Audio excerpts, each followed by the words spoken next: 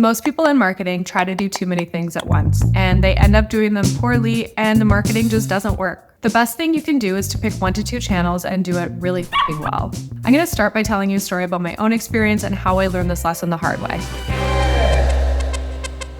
When I first started out in marketing, I was working in digital health. My boss wanted me to promote us on so many different channels: Facebook, Twitter, Instagram. She wanted to have a blog and events. And the eager young person that I was, I said yes. But spoiler, I didn't do it well. I didn't have the capacity to come up with genuinely good content for all of these channels. So I ended up coming up with content that was mediocre at best, and the marketing efforts showed. We just weren't driving the traffic that we wanted to, not even close. And at no point did I say, let's do fewer channels. I just did a worse job on all of them.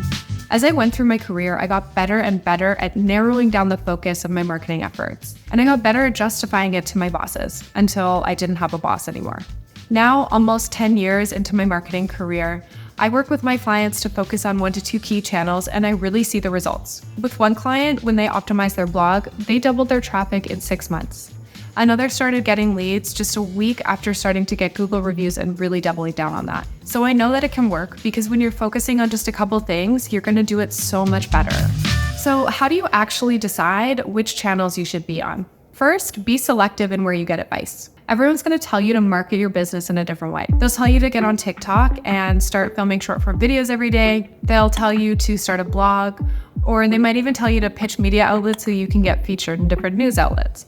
And this can be super confusing. Which should you do? What's the best thing for your business? And how are you gonna find the time to do it all? First, let's be clear. No one knows your business better than you do. That means you really understand your niche and your audience, and that's really gonna help you define the channels that you should be on. So be strategic who you accept advice from. You could take advice from me, but if it's not relevant to your niche and your industry, then you might not take my advice, and that's okay. Just be strategic in the people you do choose to listen to. I'm not gonna tell you which channels to be on in this video because I shouldn't do that. I don't know your business. But I will tell you how to crush your marketing goals on the channels you do choose. So how do you actually decide who to take advice from? I've selected the people that I get advice from based on a few things. 1, they understand my niche and my audience, and they have marketing strategies that make sense for that. Number 2, they understand my business model and their content speaks to that business model. And number 3, they actually show me how to execute these campaigns in a way that's really effective. So don't get stressed when someone tells you that you need to run meta ads because that's how they grew their landscaping business. You don't own the same company as them, and you don't know that that's what's going to work for you. Instead, just think about the people you're taking advice from and make sure that they align with what you do and who your audience is. Number 2, pick your channels based on data, not anecdotes. In order to pick the right channels, you need to understand how your audience behaves, and you don't need to reinvent the wheel. If I'm buying furniture, I don't want to read a blog post about how a piece of furniture was made. I want to see photos of it on a blank wall so I can imagine it in any space, or in pictures of setup rooms so I can see how it would feel in different types of layouts. IKEA does a great job of this. When you walk through their showroom, you can imagine a piece of furniture in every different type of room because they've designed it that way. And you can really imagine it in your life. To figure out how your audience behaves, you want to find the answers to some key questions. First, where does your target audience hang out? Are they on Instagram, TikTok, online forums? Start by doing this research and then move on to the next point. Second, where would they realistically be searching for a product like yours or interested in hearing about a product like yours? Third, think about the type of product or service that you offer. Would it be more amenable to a blog post or to video or photos? This is also going to help you decide on the channel. Now, you want to use data to inform all of these points.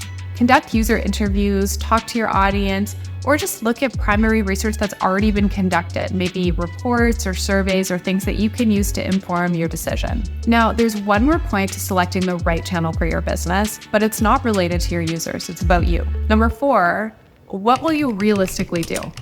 If the data shows that TikTok is going to be one of the best channels for you, but you hate filming yourself and you're just not going to post, then you probably shouldn't do TikTok. That's because consistency is really the key to success. And if you're not going to do it, you just won't get the results you want and you're going to be disappointed. Next, identify 1 to 2 channels to be on max. Once you've collected all of your data and you really have a good sense of where your users are and where they're going to be shopping for products like yours, you can identify the best channels to be on. So I recommend 1 to 2 channels, and here's why. It's going to take you a lot longer to produce content than you think. Think about a video. You have to come up with content ideas, do the scripting, film it, and then do all of the editing. Finally, you have to upload it and do all the post-production and content distribution, which includes captions, title, description, transcript. You get the point. Because it's going to take you longer, you might even start off with just 1 channel, and once you get into a good flow with that, you can think about adding extra ones into your daily marketing routine. So even pick just 1 to start, and once you get into a good flow, you can add other channels as you go. So that's really all there is to it. It's not easy to market your business, but it is easier if you really narrow down your focus and pick just a few channels to be on based on data and what you're realistically going to do every day.